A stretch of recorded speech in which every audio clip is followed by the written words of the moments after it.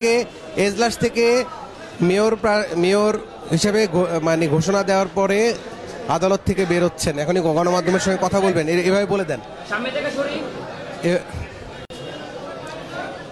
হ্যাঁ রাব্বি রাব্বি আবার হ্যাঁ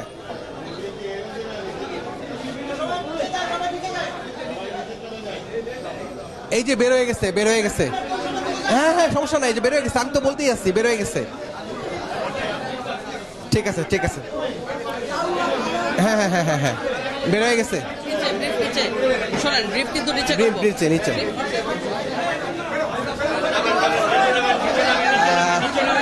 দর্শক, একটু আগে আদালতের যে রায়, সেই রায়ে যে ঘোষণাটি এসেছে, বিএনপির যিনি প্রার্থী ছিলেন ইশরাক হোসেন, সেই প্রার্থীকে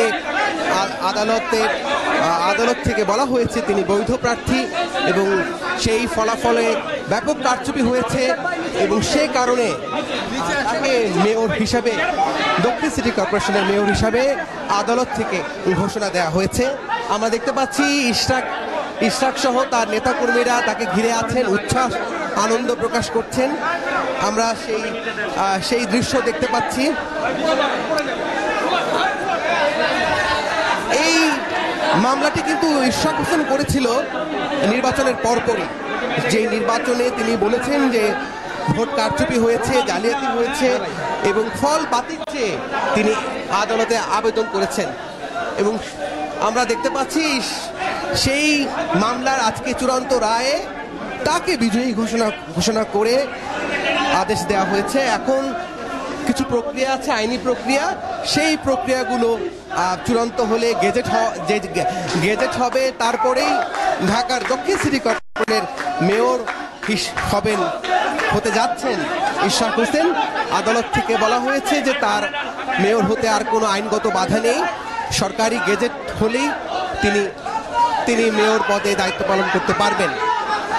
একটু বলতে চাই যে এই যে মামলাটি, সেই মামলাটি কিন্তু করা হয়েছে 2020 সালের ভোটের পরপরই, 1 ফেব্রুয়ারি ভোট ছিল, সেই ভোটের পরপরই এই মামলাটি ইশরাক নিজে এই মামলার আবেদন করেন এবং সেই মামলার আজ রায় হয়েছে।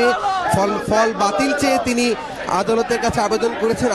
আদালত সেই 2020 সালের যে নির্বাচন, মেয়র নির্বাচন 1 ফেব্রুয়ারি, সেই নির্বাচনে তাকে বিজয়ী ঘোষণা করে আদালত কিছুক্ষণ আগে এই জেলা ও দায়রা জজ আদালতে যে নির্বাচনী ট্রাইব্যুনাল, সেই ট্রাইব্যুনাল তাকে মেয়র ঘোষণা করে তার পক্ষে রায় দিয়েছেন। আমরা অনুমান করতে পেরেছিলাম, ইশরাকের আইনজীবীরা আমাদের আগেই বলেছেন যে যদি এই নির্বাচন বাতিল হয়, সেই 2020-এর 1 ফেব্রুয়ারির নির্বাচন, সেই নির্বাচন বাতিল হলে ইঞ্জিনিয়ার ইশরাক হোসেন হবেন ঢাকা দক্ষিণ সিটি কর্পোরেশনের মেয়র। এবং সেই ঘোষণাটি এলো আদালতের মাধ্যমে এবং বিচারক বললেন যে তিনি পদে বৈধ প্রার্থী এবং তার পক্ষেই ফলাফল হবে যদি ভোট কারচুপি না হতো।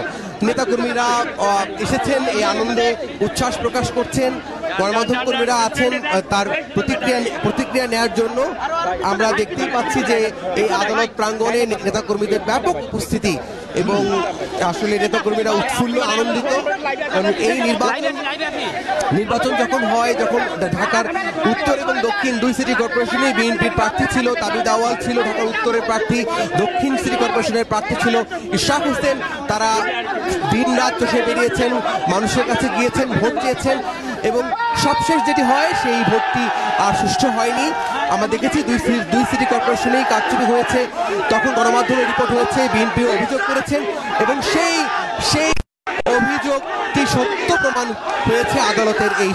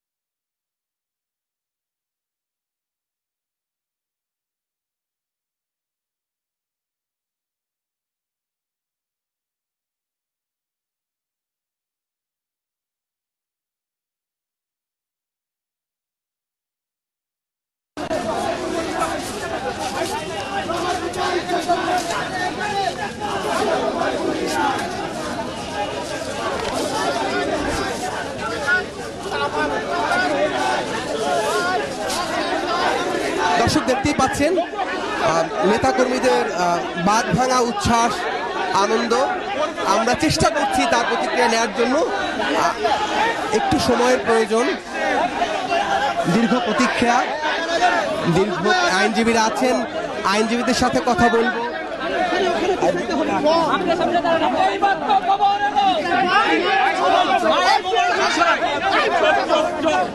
আমরা একটু সময়ের অপেক্ষা, এখানে আইনজীবী আছেন, প্রার্থী আছেন। বিসমিল্লাহির রহমানির রহিম।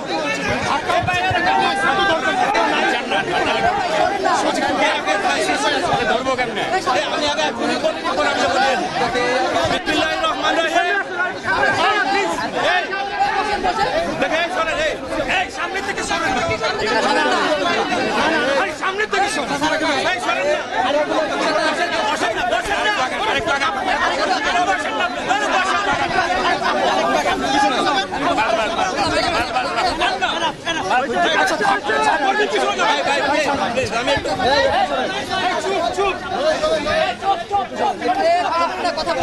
কথা বলেন না কেউ, সবাই চুপ। বিসমিল্লাহির রহমানির রহিম। প্রথমে মহান আল্লাহ রাব্বুল আলামিনের কাছে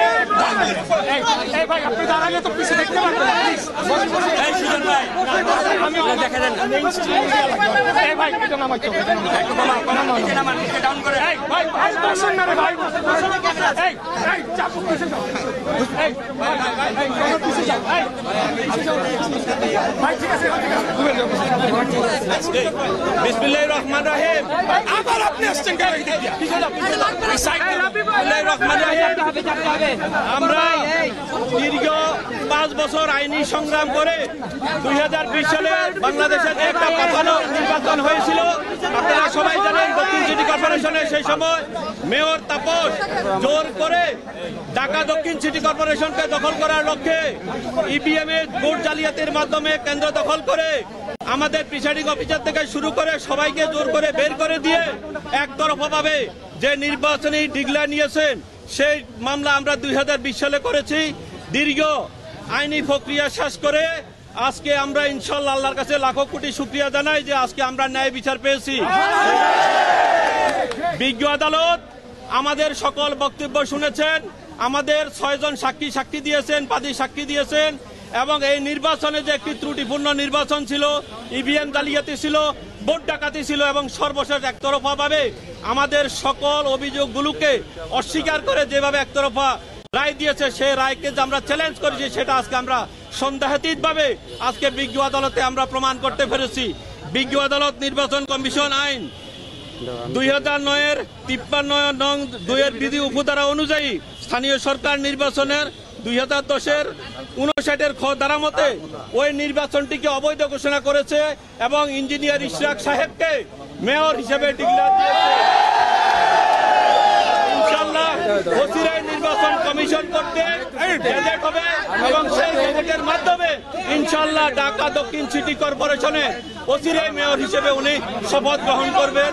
ধন্যবাদ সবাইকে। এখন মেয়র ইশরাক সাহেব এখন আপনাদের সামনে কিছু বলবেন। একটা বলেন না, উনি বলে আপনি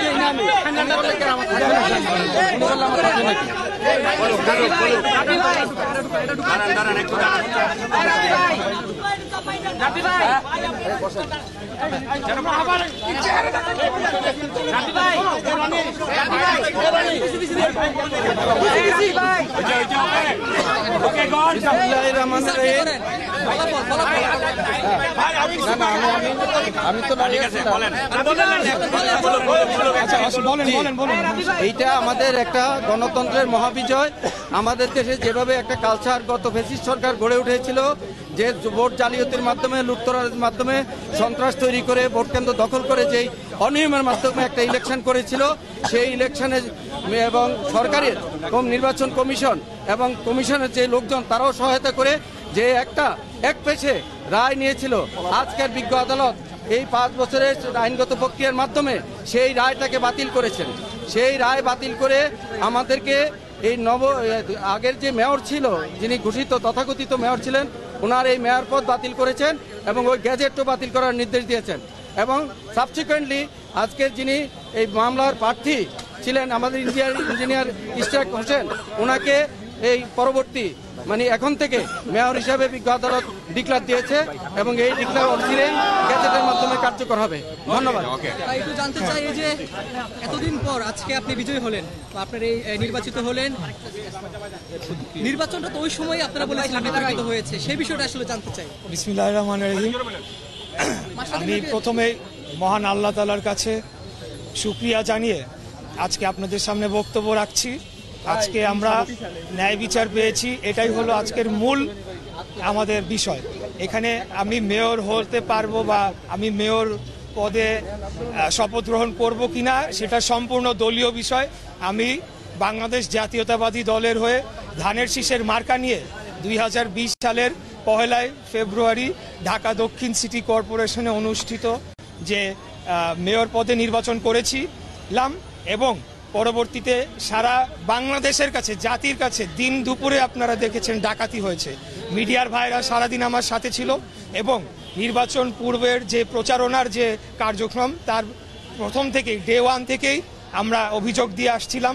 সেখানে বিভিন্নভাবে আমাদের প্রচারণাকে বাধাগ্রস্ত করা হয়েছে। আমাদের তখনকার বিএনপি সমর্থিত কাউন্সিলর প্রার্থীদেরকে বিনা মামলায় গ্রেফতার করে নিয়ে যাওয়া হয়েছে।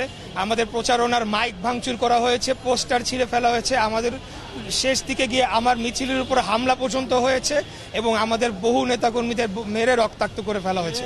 সর্বশেষ নির্বাচনের দিন আমি মিডিয়ার সমস্ত ভাইদেরকে নিয়ে বিভিন্ন কেন্দ্রে যাই। সকাল 9:30 পর্যন্ত তারা কেন্দ্রই খোলে নাই।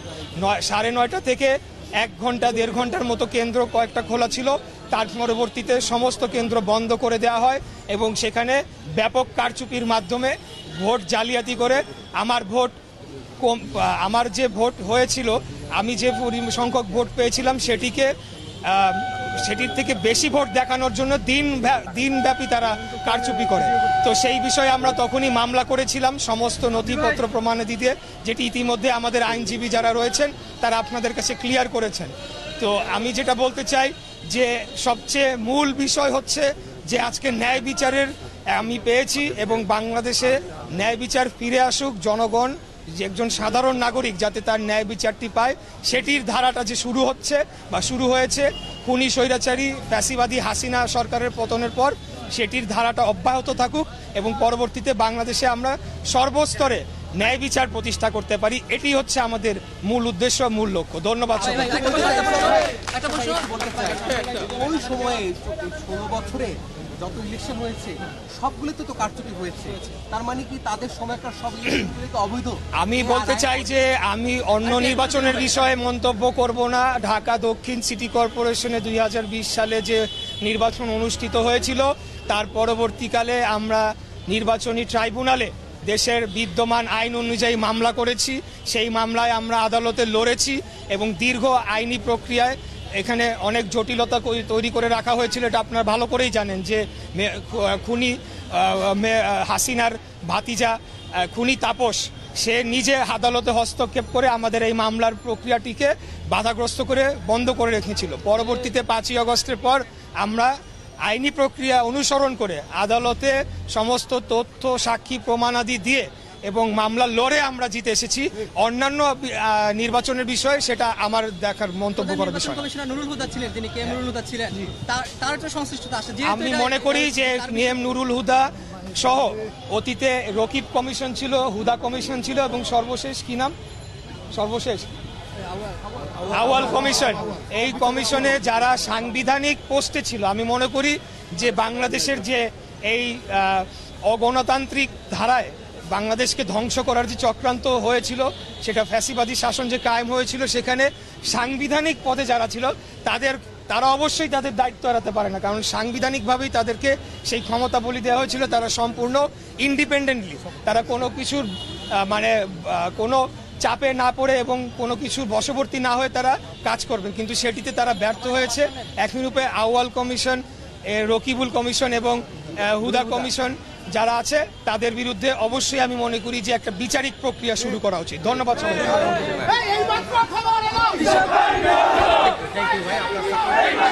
থ্যাংক ইউ ভাই, আপনি থাকাতে, এই লোকটা থাকাতে এত সুন্দর করে হয়েছে। ইয়ে